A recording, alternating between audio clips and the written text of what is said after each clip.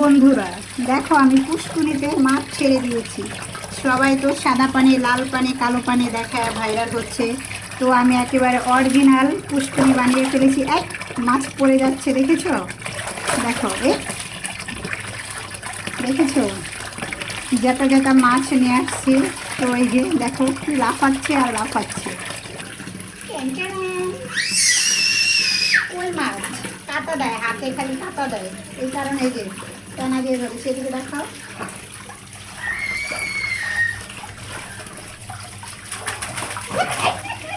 এটা দেখা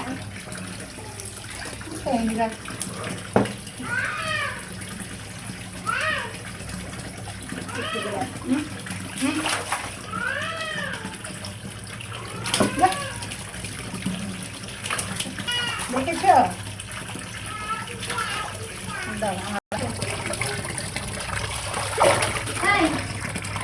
আমি